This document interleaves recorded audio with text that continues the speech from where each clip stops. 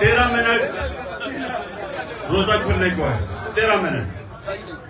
मैंने आपसे 9 या 10 मिनट तक बात करूंगा और इंशाल्लाह आखिरी 3 मिनट अल्लाह से दुआ करेंगे।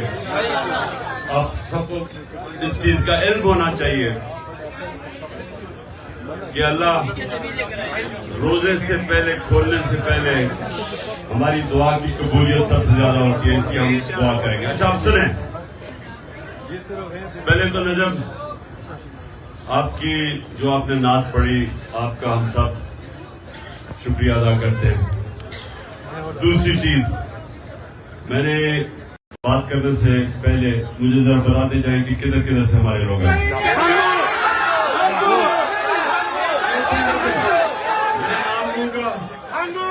मैं नाम लूंगा, आपने बताना। लाहौर, लाहौर, रहीम खान, अच्छा ज्यादा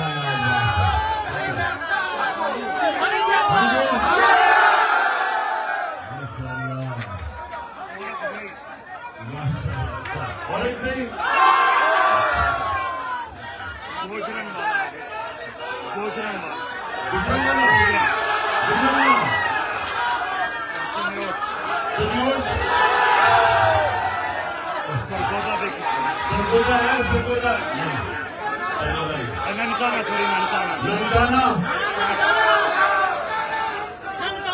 ननकाना से तो बड़े कमजोर लोग पहुंचे हैं। हाँ, लॉ स्टूडेंट्स हमारे यहाँ वेलकम करता हूँ, सारे लॉ स्टूडेंट्स। अच्छा जी, आप सुना 9 मिनट। लंदन से भी वाले आए, लंदन, कश्मीर, लॉस एंजलिस और साजिद, वेलकम। अच्छा जी, सुने आप प्लीज, खामोशिया। देखें आप, ये मैं जो कोई इस्लाम का स्कॉलर नहीं हूं, लेकिन मैं अपने जिंदगी के तजर्बे से जो मैं समझाऊं अपने दीन को, मैं आपके सामने उसकी छोटी सी चीज रखता हूं। देखिए, ला इलाहा इल्लल्लाह, जब आप ये आजादी का दावा करते हैं कि अल्लाह तेरे सिवा किसी के सामने नहीं झुकते, एक शेर है कि एक सजदा जिसको तू गिरां समझता है, देता है हजारों सजदों से निजात। कि एक सजदा जिसको इंसान मुश्किल समझता है, वो हजारों लोगों के सामने सजदे करने से इंसान को आजाद कर देता है। तो जो अंदरूनी आजादी है वो ला इलाहा इल्लल्लाह देता है। जो माशरे की आजादी है वो इंसाफ देता है। और जब एक इंसान अंदर से भी आजाद हो जाए और उसको इंसाफ माशरे को भी आजाद कर दे, तो वो फिर वो इनकलाब आता है जो मदीना की रियासत में मेरे नबी सल्लल्लाहु अलैहि वसल्लम लेके आए। दुनिया की तारीख में कभी ऐसा बड़ा इनकलाब नहीं आया। ये मैं अब तारीख का आपको बता रहा हूं, तारीख का मैं तालिब इल्म हूं। 625 जंगे बदर, 313 लोग, 11 साल के बाद 636, जो उस वक्त की सुपर पावर थी बैजेंटाइन एम्पायर, जिसको रोमन एम्पायर भी कहते हैं, 636 में 11 साल के बाद रोमन एम्पायर, जिसकी फौज 1 लाख थी, खालिद बिन वलीद की जनरलशिप के अंदर 11 साल के बाद यारमुक में वो घुटने टेक देती है। ये तारीख का हिस्सा है। अभी कोई 9 मिनट रह गए, आपने गौर से सुनिए, क्योंकि मेरा काम है आप सबकी तरबियत करना। सो ये तारीख का हिस्सा है कि ये जो मैं आपको ला इलाहा इल्लल्लाह की पावर बता रहा हूं, जो हम सारा वक्त कलमा पढ़ते और समझते नहीं है, क्योंकि हम आजाद ही नहीं होते कलमा पढ़ के। इसका मतलब कलमा अंदर नहीं हमारे गया। ये तारीख का हिस्सा है कि 313 थे सिर्फ जंग बदर में, और 11 साल के बाद 636 रोमन एम्पायर कुदसिया के अंदर खालिद बिन वलीद की लीडरशिप के अंदर जंग हार जाता है। 1 लाख उनकी फौज थी, और उससे अगले साल जो दूसरी सुपर पावर थी वो कुदसिया में 637 में जंग हार जाती है। 2 सुपर पावर्स 12 साल के अंदर मुसलमानों के सामने घुटने टेक देती है। ये है पावर ला इलाहा इल्लल्लाह।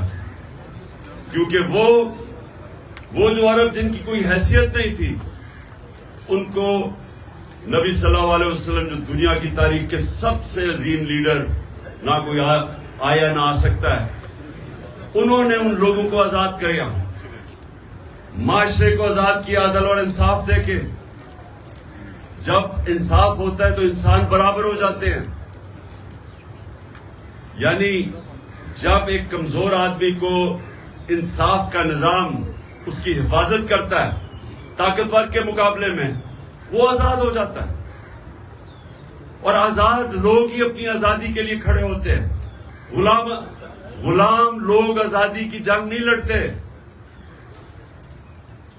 जो अफगानिस्तान और ये जो ऊपर हमारा कबायली इलाका, ये सारा जो इलाका था, जो भी फतह करने आता था हिंदुस्तान, वो जब अफगानिस्तान से निकलता था और ये जो हमारा कबायली इलाके से निकलता था, जिधर आप या हंगू वगैरह के लोग बैठे हुए, खैबर, इधर से जब निकलता था तो वो सीधा जाता था दिल्ली पानीपत में। एक जंग होती थी, बीच में कोई लड़ता नहीं था, उनको कोई रोकता नहीं था, और जो जंग जीतता था उसका वो हुक्मरान बन जाता था। और अफगानिस्तान 3 सुपर पावर्स उसको फतह नहीं कर सकी। क्या वजह है? क्योंकि उनका जो निजाम है, उधर लोग आजाद हैं, जिसको फ्यूडल सिस्टम कहते हैं।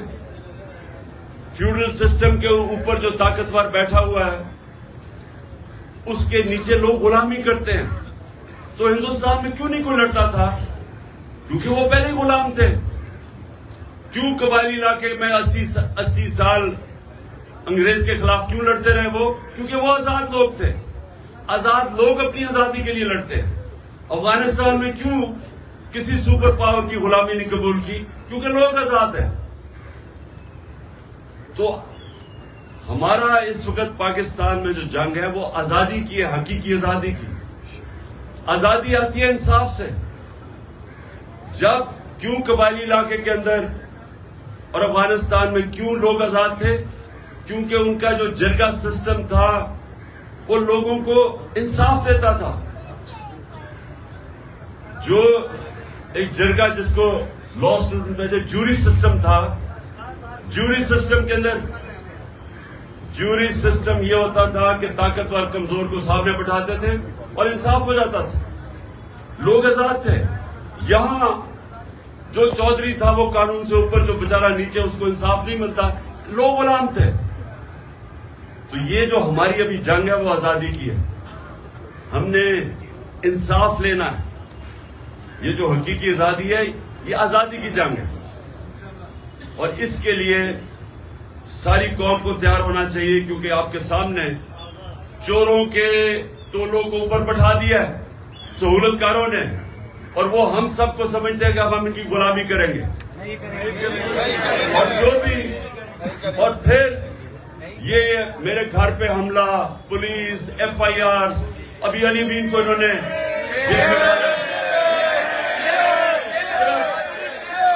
सिर्फ लोगों को ये बताने के लिए कि हम आजाद नहीं हैं, हम जानवर हैं, जिधर मर्जी ये चाहे हम जानवरों को उधर डंडे मार के कर देंगे। इसलिए हम सब ने इस जंग में शिरकत करनी। और आखिर में देखो, आप सब लीडर हैं। हम सब लीडर क्यों हैं? क्योंकि हम अल्लाह की सबसे अजीम मखलूक अशरफुल मखलूकात है। बेशक हमें समझ नहीं आती कि अल्लाह ने हमें कितनी सलाहियतें दी। जब उसने अल्लाह ने फरिश्तों को कहा कि इंसान के सामने झुको और इब्लीस ने कहा कि ये तो मैं आग का हूं और ये मिट्टी का है, तो अल्लाह ने फरिश्तों को कहा कि तुम्हें भी नहीं पता कि मैंने कितनी इंसान को सलाहियत दी। हमें इंसानों को भी नहीं पता हमारे पे कितनी अल्लाह ने कितनी नेमतें बख्शी, क्योंकि हम अपनी सलाहियतों को आजमाते ही नहीं है। सबसे बड़ा रुकावट अपनी सलाहियतों के पर पहुंचने के लिए वो है खौफ।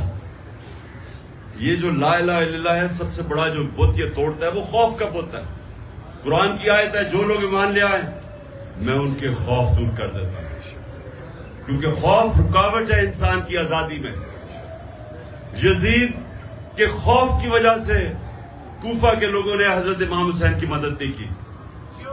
पता था उनको कि हजरत इमाम हुसैन राह हक पे है, लेकिन उसके खौफ, उसके डर की वजह से, खौफ के बुत की पूजा करने की वजह से उन्होंने इस्लाम का इतना बड़ा सानिया होने दिया। इसलिए जो लीडर होता है वो अपने खौफ के ऊपर काबू पाता है, नहीं तो बुज़दिल आदमी लीडर नहीं बन सकता, वो नवाज शरीफ बन जाता है। जो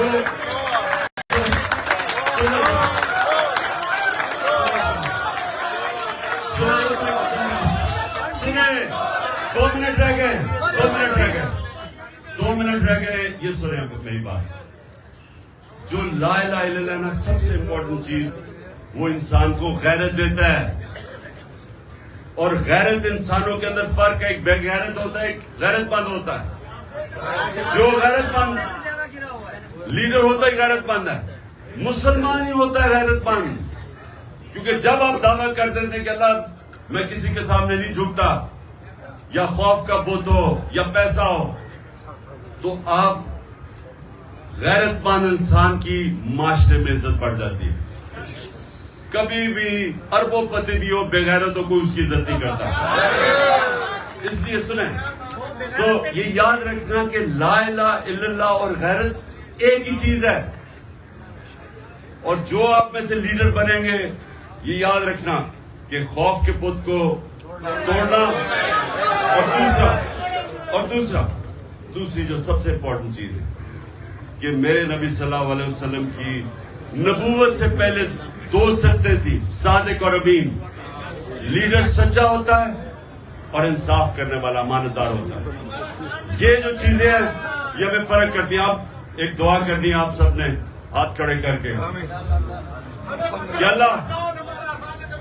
अल्लाह हमारे मुल्क को, सबसे मेरी जो दुआ है ना कि हमारे मुल्क को हकीकी तौर पे आजादी दे। हमारे मुल्क को, हमारे जो अवाम है, कोई भी पाकिस्तान में हमारा जो पाकिस्तानी है, जो मर्जी, चाहे वो मसीह बरादरी का है, चाहे वो सिख है, चाहे वो हिंदू है, जो भी है, कोई भी हमारी पाकिस्तान की जमीन पे भूखा ना सोए, और हमारा वो मुल्क बने जो कि एक बड़ा अजीम ज़हन था, इलामा इकबाल, और अजीम लीडर था जिस कायद आजम जिन्होंने जदोजहद की, वो मुल्क बने जो दुनिया में जिधर पाकिस्तान हरा पासपोर्ट लेके जाए दुनिया उसकी इज्जत करे। और आखिर में हमारा वो मुल्क बने जो बाहर से लोग पाकिस्तान में नौकरियां ढूंढने आए।